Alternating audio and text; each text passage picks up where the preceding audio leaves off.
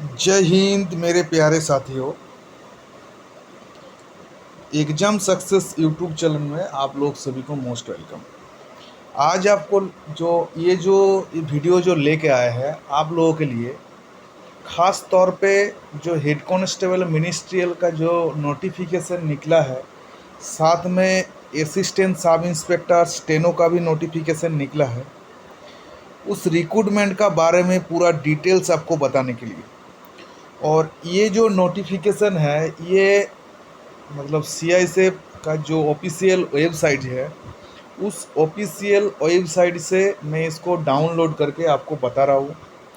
इस वीडियो में मैं आपको बताऊंगा कि इसका एज क्राइटेरिया क्या है, क्या क्या सब्जेक्ट का ऊपर आपका एग्ज़ाम होगा, क्या क्या इवेंट होगा, और सबसे मतलब ख़ास जो बात है कि हेड कांस्टेबल मिनिस्ट्रियल जो सीआईएसएफ में होते हैं या एएसआई स्टेनो जो पोस्ट होते हैं, उनका किस तरह का जॉब है उसका बारे में भी बताएंगे। क्योंकि इसका बारे में जानकारी मैंने मेरा जान पहचान जो बहुत सारा सीआईएसएफ का कैंडिडेट है उनसे मैंने इकट्ठा किया, और इसलिए क्या हुआ, थोड़ा देर हो गए वीडियो बनाने के लिए। और ये जो आपको इन्फॉर्मेशन हम देंगे, इसको आपको अच्छा लगने से लाइक शेयर सब्सक्राइब साथ में कमेंट पक्का करिएगा कि आपको ये जानकारी कैसे लगा। सबसे पहले बता देता हूँ कि ये जो हेड कांस्टेबल मिनिस्ट्रियल या जो आपका देखिए जो यहाँ पे जो रिक्रूटमेंट निकला है, recruitment of assistant sub inspector steno and head constable ministerial, और ये वैकेंसी है 2022 का सीआईएसएफ का। इनका जो ऑनलाइन एप्लीकेशन जो चालू हो चुके हैं 26/9/2022 से चालू हो चुके हैं, और ये आपका चलेगा कब तक चलेगा, आपको 25/10/2022 तक चलेगा, अर्थात 25 अक्टूबर 2022 तक चलेगा। क्लोजिंग आपको जो बता दिया गया है, क्लोजिंग डेट ये है 25/10 शाम को 5 बजे। आपका ये जितना भी पेमेंट संबंधित या जो अप्लाई संबंधित ये पूरा क्लोज हो जाएगा। अभी ये कौन कौन इसमें अप्लाई कर पाएगा, सबसे पहले कि ये एप्लीकेशन होगा ऑनलाइन में, ठीक है। ऑनलाइन में जो सीआईएसएफ का वेबसाइट है, उस वेबसाइट में जाके जो रिक्रूटमेंट ऑप्शन है वहाँ पे जाके आपको इसको अप्लाई करना है, मतलब ऑनलाइन अप्लाई करना है। इसमें आपका मेल फीमेल दोनों अप्लाई कर सकते हैं जो इंडियन सिटीजन हो, ठीक है। और इसका जो सैलरी जो सबसे पहले fill up to the temporary post assistant sub inspector. सुनिए, इसमें टेम्पोररी सुन के घबराने का कोई बात नहीं है कि कोई भी नौकरी होता है तो उसको टेम्पोररी तौर पे ज्वाइनिंग करवाया जाता है। 2 साल का उसका प्रोबेशन पीरियड होता है। 2 साल का अंदर कोई गलत काम करने से उसको निकाल दिया जाता है, नहीं तो उसके बाद उसको परमानेंट कर दिया जाता है। तो असिस्टेंट सब इंस्पेक्टर जो स्टेनो होते हैं, अर्थात जिसको सिंगल स्टार रहेगा, ठीक है, उस असिस्टेंट सब इंस्पेक्टर स्टेनो के लिए आपका जो लेवल, आपका जो पे लेवल रहेगा, 5 नंबर पे लेवल रहेगा। उसमें आपका सैलरी 29,200 से लेकर 92,300 तक आपको मिलेगा उस पे मैट्रिक्स में। और इसके बाद भी आपका डीए, एचआरए और फोर्स में एक रेशन मानी होता है, और भी बहुत सारा अलाउंस होता है। वो सब अलाउंस को मिला के आपको एक अच्छा खासा लगभग अप्रॉक्सीमेटली आपको ये समझ लीजिए कि घुसते ही आपको 40,000 के आसपास या 35 या 40,000 के आसपास आपका सैलरी तो बन ही जाएगा जो एएसआई स्टेनो के लिए, ठीक है। अभी हम बताएंगे हेड कांस्टेबल मिनिस्ट्रियल के लिए, ठीक है।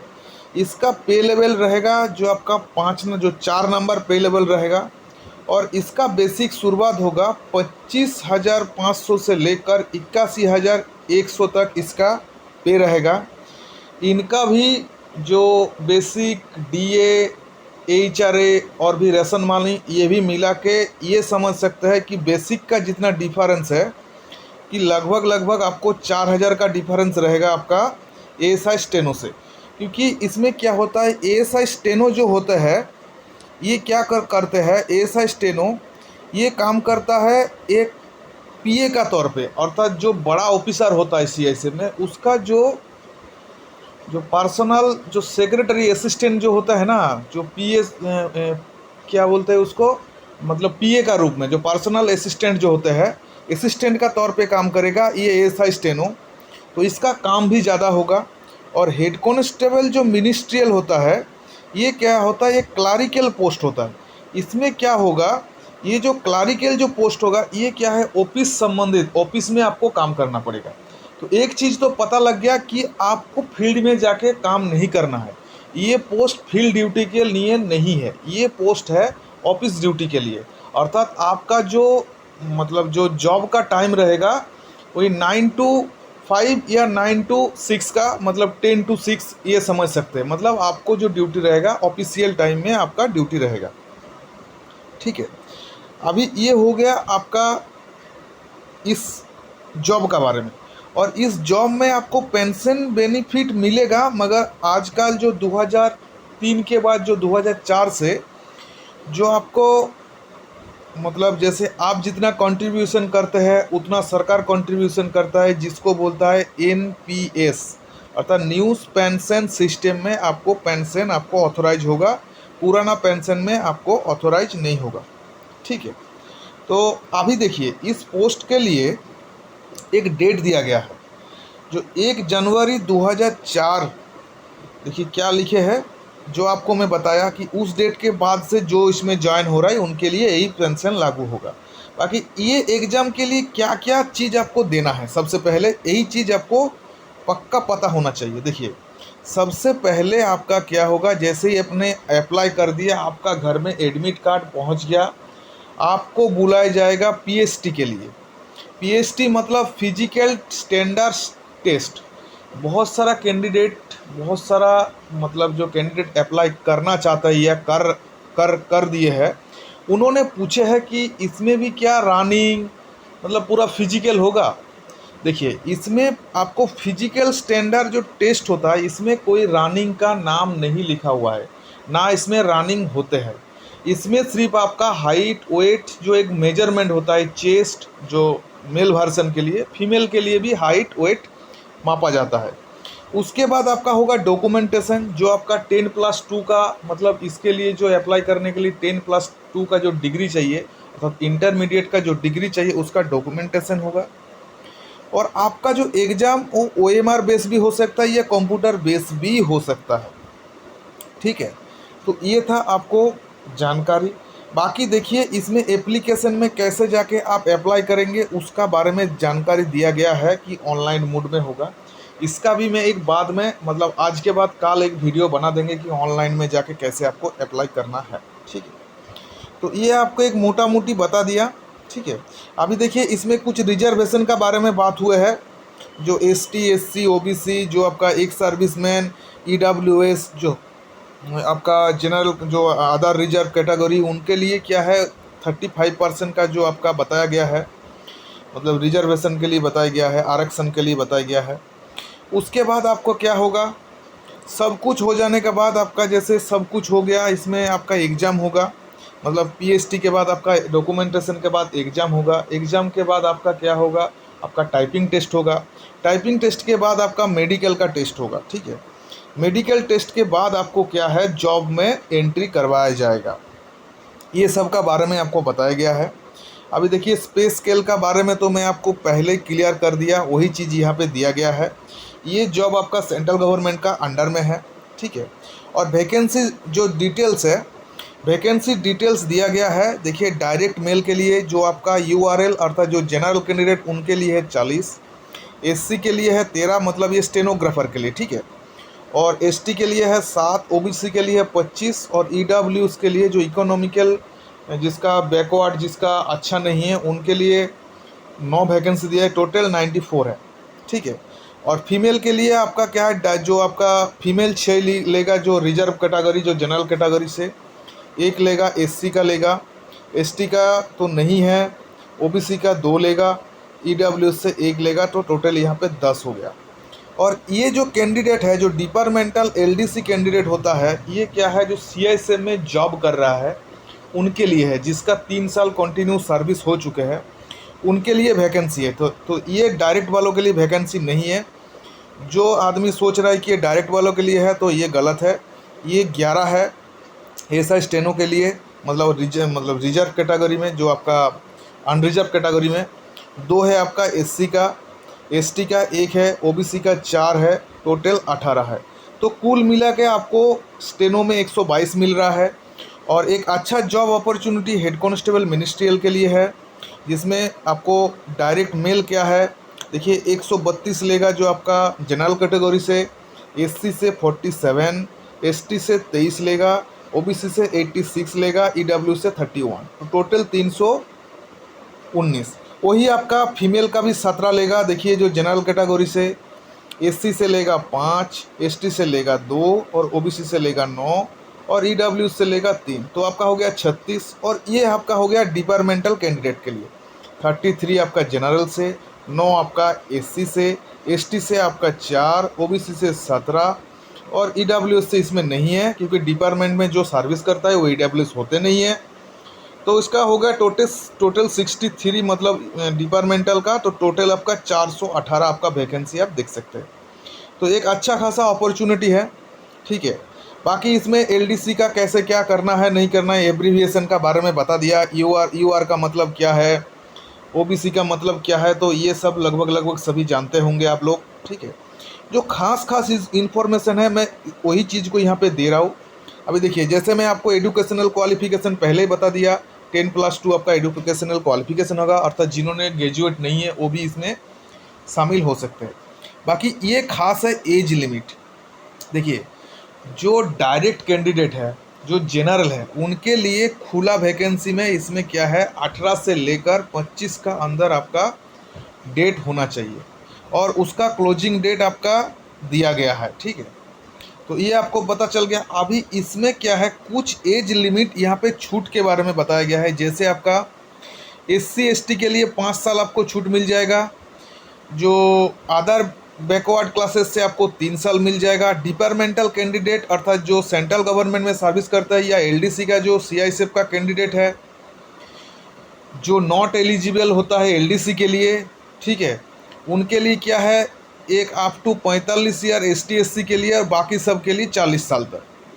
और जिसका चिल्ड्रेन और डिपार्टमेंटल फैमिली मेम्बर जिनका मर गया है 1984 का जो राइट्स हुआ था, उसमें उनको 5 साल तक छूट दिया जाएगा। मतलब जनरल के लिए, ओबीसी के लिए 8 साल और आपका एसटी एससी के लिए 10 साल, ठीक है। तो ये सब क्या है, अब इसको पढ़ लीजिएगा। कुछ डिपार्टमेंटल डॉटर, उसका जो डिपार्टमेंटल फैमिली मेम्बर है, उनके लिए ये सब रखा जाता है, ठीक है।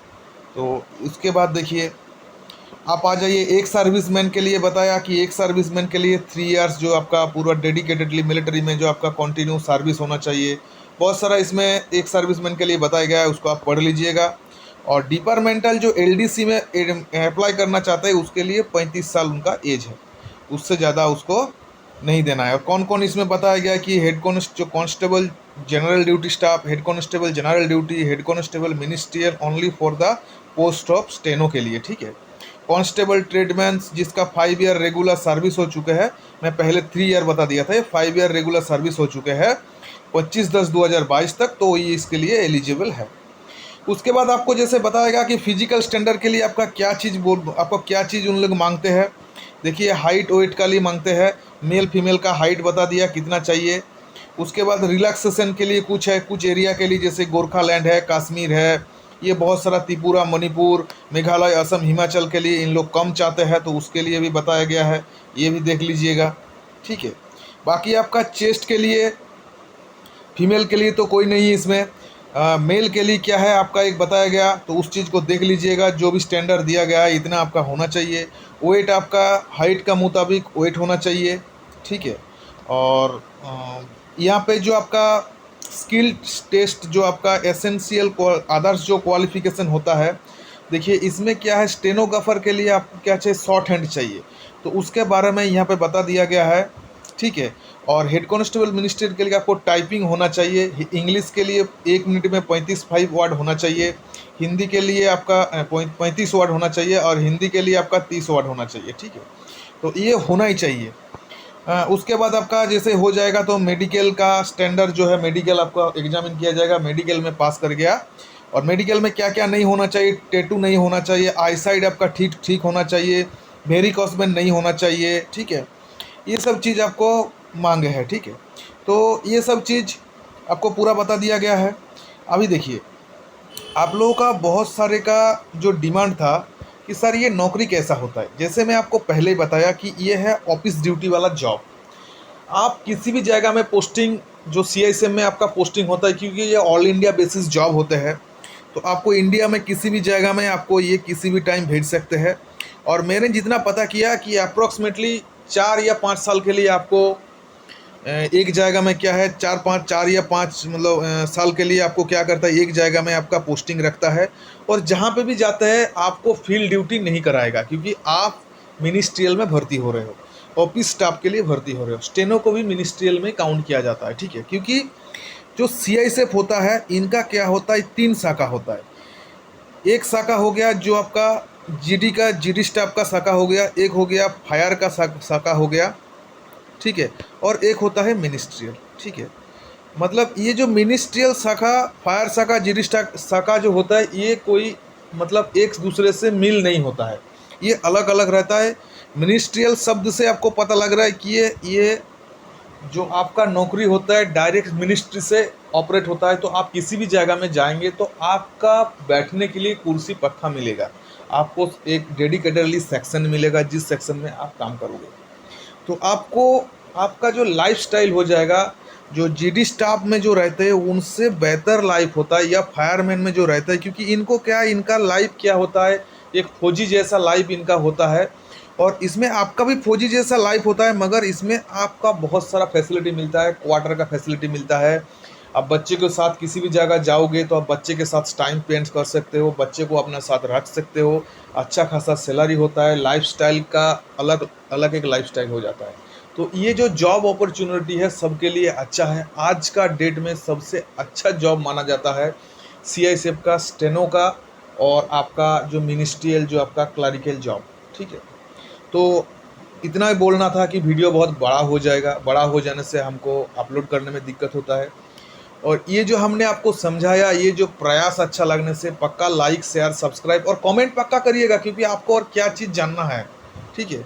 अच्छा लगने से लाइक पक्का और कमेंट करके जाइएगा, ठीक है। चलिए, जय हिंद, जय भारत।